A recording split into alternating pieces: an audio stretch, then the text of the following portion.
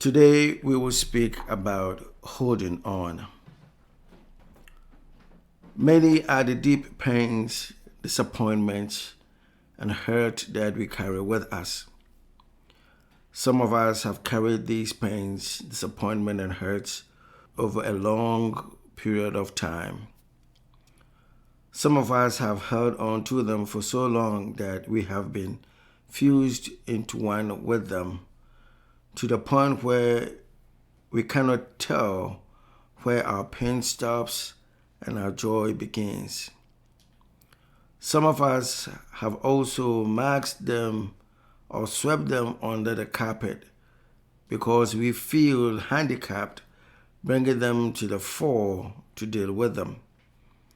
I could go on and on about how we have individually dealt with pain.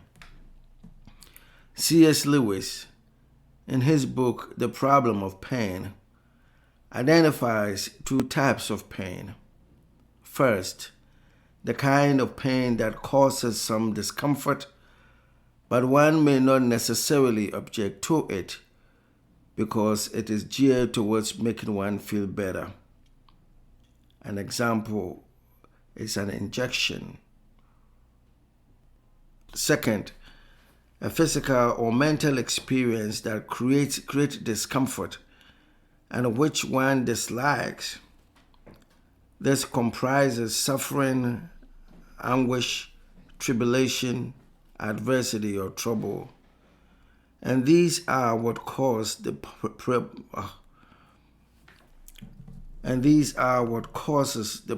of pain. Both the first and the second cause some pain, but the pain of the first pales in comparison to the second. Many years ago, I visited a patient in hospice. When I arrived, I met the patient's daughter-in-law, who was fortunately a hospice volunteer. She had come to visit her mother-in-law. I introduced myself to the lady and sought to learn more about the patient. She narrated a very painful story about the patient and her children. The patient had 4 boys, and one of them died by way of murder-suicide. He killed himself and his 2 daughters amid a nasty divorce. The other 3, who are now all grown and in their 60s, have nothing to do with their 95-year-old mother. They don't talk to her, nor do they visit her. They simply manage and pay for her medical bills from a distance.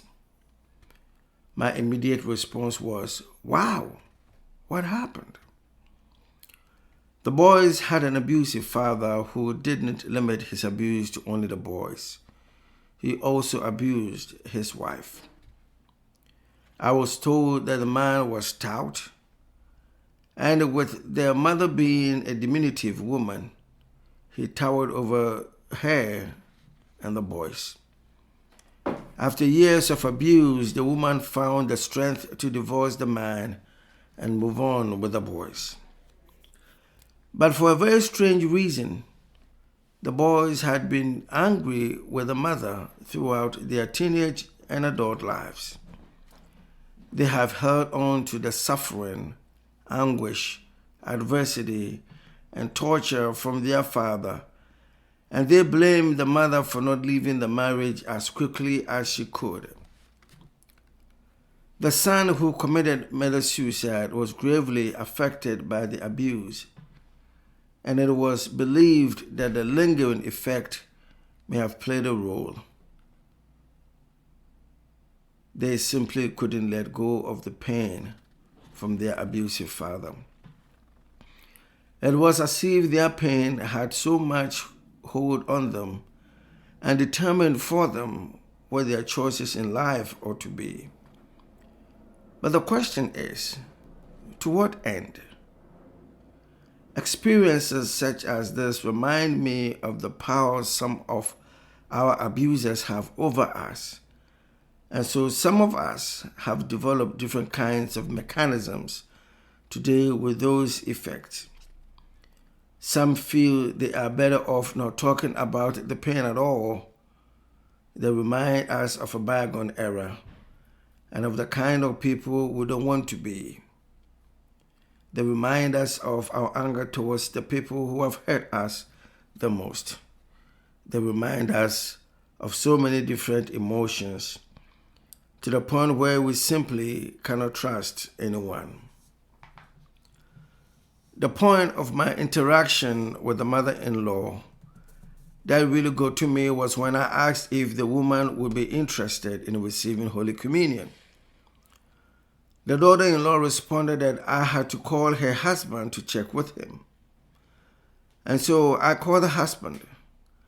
And when he picked up the phone, I introduced myself and asked if the mother would be interested in receiving Holy Communion. His response was that if I said the words Holy Communion and his mother smiled, that meant she would like it. I couldn't believe that such a huge chasm could exist between a mother and a son, which would lead a son to make such a suggestion on behalf of his mother. I know that I cannot, and even if I can, I wouldn't, because my mother is so precious to me. And I would want to believe that despite everything else, I can make a decision that I know would be of spiritual importance to her. There are times when we move as far away from our pain because we don't want to deal with them. But how do you move away from a particular pain when the pain is not an object? Yes, you may move away from those who inflicted the pain, but can you move away from the pain itself? The pain may last for a lifetime, but can you carry them all through your life? Remember, on Good Friday, Jesus was hanged between two thieves. I learned that many Christians live their lives like we live on the cross between two thieves. The thief on the one side is robbing us of peace because of what happened in the past. The thief on the other side is robbing us of the peace of what we fear is going to happen to us in the future. For that reason, we appear stuck with our wounds, stuck with our pain, and stuck with the scars that we carry with us. The tragedy is that oftentimes we hold on to our trauma in such a way that we refuse to live. But God tells us to live every day, in the moment, with absolute certainty that He is sufficient for that day. Listen to Ecclesiastes. He who considers the wind will not sow. He who considers the rain will not reap. There is no better time to do anything. There is always a time to let go. On May 11 of this year, we will be launching the Christchurch Center for Spiritual Nourishment. It is a new center with the goal of providing additional avenues where each of us will have the opportunity to deepen our spiritual lives. There will be an opportunity for you to take a stab at your own spiritual autobiography. There will also be a chance to partake in trauma-informed care. Remember Jesus' words, "Come to me, all you who are laden and carrying heavy burdens, and I will give you rest." This will be an opportunity for you to come lay your burdens down, not as a form of spiritual bypassing, but as a genuine way towards healing. There is an adage that says you spend a lot of time telling God about your troubles. Sometimes you need to tell your troubles about God. Let your troubles and pain know that you rely and depend on the living God. Let your weariness know that you trust a living God. Let your hopes be rekindled in the God of our salvation, who takes up our burdens. This isn't an attempt to minimize anyone's pain. Rather, it is an invitation to lay them down. As we all reflect on our pain, may we be reminded that we should never be ashamed of our pain, and that each of us has faced some painful and difficult times before, or still dealing with some difficult and painful challenges. This is Easter's blessing for you. You are where you are because you are stronger than you think. Strong enough to lay your burdens down because you no longer want to hold on to them. Amen.